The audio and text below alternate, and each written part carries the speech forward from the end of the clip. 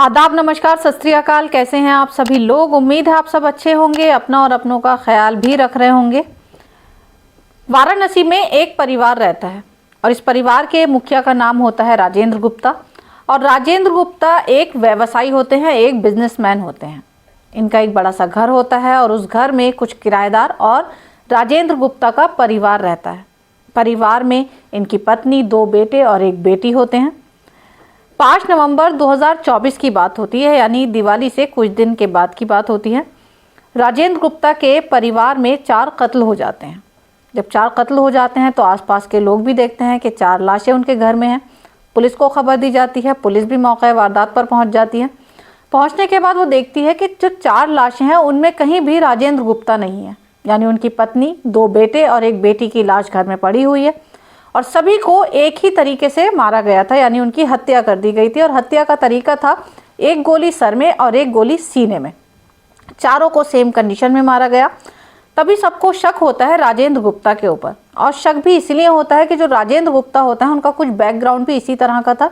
यानी राजेंद्र गुप्ता के ऊपर काफ़ी साल पहले 4 कत्ल का ऑलरेडी मुकदमा चल रहा था। अब सभी को लगता है कि जब घर का मुखिया नहीं है और 4 लोग यहाँ इस हालत में है, यानी कत्ल हो चुका है, तो इसका मतलब जो कत्ल है वो राजेंद्र गुप्ता ने किया है और वो कत्ल करके फरार हो गए हैं। अब इधर राजेंद्र गुप्ता की तलाश की जाती है, उनका फ़ोन देखा जाता है तो फ़ोन स्विच ऑफ होता है। लास्ट लोकेशन से पता चलता है कि वाराणसी से 15 किलोमीटर दूर एक जगह होती है जहाँ पर राजेंद्र गुप्ता अपना एक घर बनवा रहे थे। और उस घर में जब जाकर देखा जाता है तो पुलिस वाले भी हैरान रह जाते हैं। घर के अंदर जाने के बाद राजेंद्र गुप्ता की भी लाश बरामद होती है, यानी उनकी भी हत्या कर दी गई थी। और हत्या उनकी भी सेम तरीके से की गई थी, जिसमें 1 गोली उनके सर में और 1 गोली उनके सीने में मार दी गई थी। अब सब सोचते हैं कि हो सकता है इन्होंने पहले अपने परिवार को मारा हो, फिर इन्होंने सुसाइड कर लिया हो। लेकिन सुसाइड के भी अगर तरीका देखें तो कोई भी बंदा अपने आप को 2 गोली नहीं मार सकता। सुसाइड करने वाला 1 ही गोली अपने आप को मारेगा। तो पुलिस के सवाल आकर फिर वहीं खड़े हो जाते हैं कि आखिर कातिल कौन है जिसने एक ही तरीके से सबको मौत के घाट उतार दिया। पुलिस अपनी तफ्तीश कर ही रही थी कि तभी राजेंद्र गुप्ता की मां से बातचीत होती है। जब मां से बातचीत होती है तो पता चलता है कि अभी कुछ दिन पहले, यानी दिवाली पर, उनका भतीजा आया हुआ था दिल्ली से, जो आईटी की पढ़ाई करके नौकरी कर रहा था एक आईटी कंपनी में। और जब वो यहाँ आया था तो अपनी दादी से कह रहा था कि हर साल वैसे मैं दिवाली मनाने आता हूँ, लेकिन इस बार दिवाली के मैं जो आया हूँ मनाने, तो कुछ ज़रूरी काम से भी आया हूँ, कुछ अधूरे काम है जिनको पूरा करना है। लेकिन दादी उसको समझाती हैं कि कोई भी ऐसा काम मत करना जिससे तुम्हें परेशानी हो, जो भी पुरानी बातें हैं वो सब भूल जाने में ही भलाई है। उस भतीजे का नाम होता है विशाल गुप्ता उर्फ विक्की, और वो अपने छोटे भाई के साथ आया हुआ होता है जिसका नाम होता है जुगनू, यानी जुगनू उसका प्यार का नाम होता है और उसको प्रशांत गुप्ता कहते हैं। अब कहानी लौटकर जाती है 27 साल पहले, यानी 27 साल पहले ऐसा इस घर में क्या हुआ था जिसका रूप इतना भयानक देखने को मिला। 5 नवंबर 2024 को ये घटना हुई थी। उसके बाद से पुलिस इस विक्की नाम के बंदे को लगातार ढूंढ रही थी, लेकिन आईटी में काम करने के नाते और आईटी से पढ़ाई लिखाई होने के नाते इसको सारी चीज़ें पता थी कि किस किस तरह मुझे पुलिस से बचना है। इसने अपने सभी लिंक बंद कर दिए थे, चाहे वो फ़ोन हो, व्हाट्सएप हो, चाहे वो इंस्टा हो, फेसबुक हो, किसी भी तरह से इसने किसी भी परिवार वाले से कोई कांटेक्ट ही नहीं किया।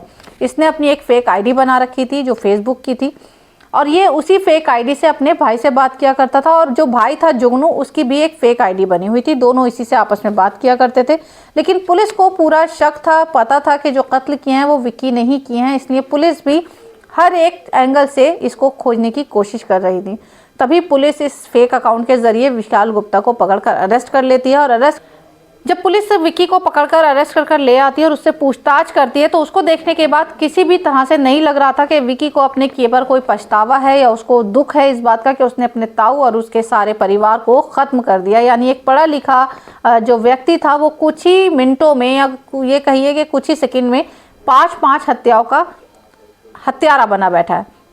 जब पुलिस उससे पूछताछ करती है तो वो बताता है कि 27 साल पहले इसी तरह मेरे माँ बाप, दादा और एक उनके जो गनमैन था उसको इसी तरह मेरे चाचा ने मार दिया था। यानी कि आप सोचिए कि एक बच्चा उस टाइम 7 साल का था और उसके सामने राजेंद्र गुप्ता ने सबसे पहले विक्की के पापा को गोली मारी सर में और सीने में, उसके बाद विक्की की माँ को मारी।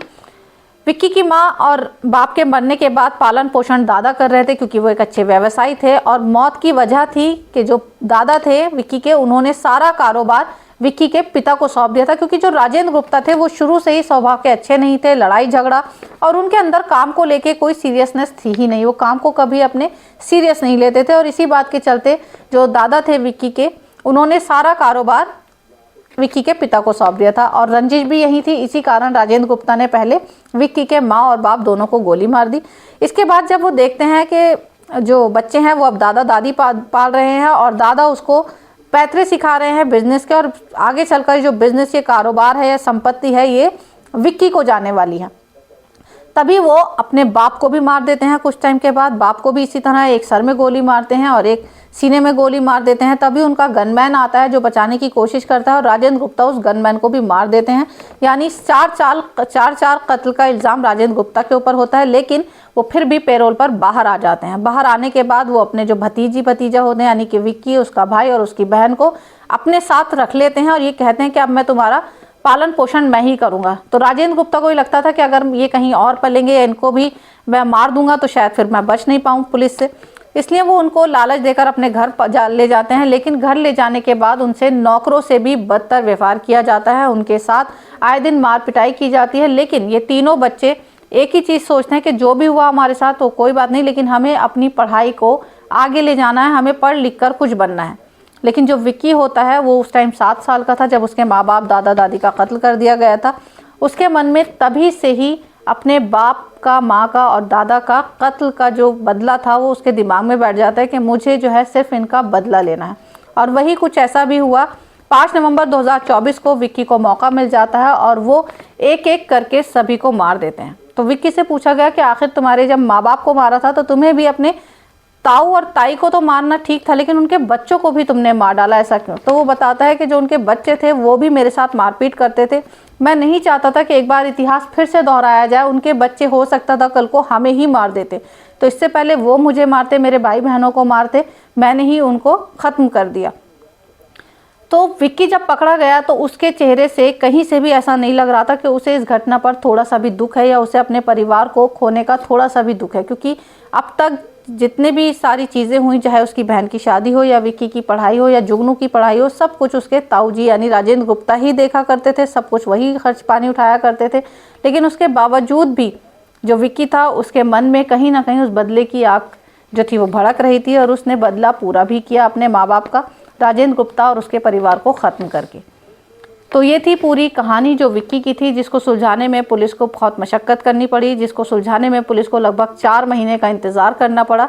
अभी 8 फरवरी को विक्की की गिरफ्तारी हुई है, और उसके बाद उसने सारे कत्ल जो थे इनका सबका खुलासा किया कि किस तरीके से कैसे कैसे उसने मारा है, और जो उसने पिस्टल यूज़ की थी वो भी पुलिस ने बरामद कर ली है।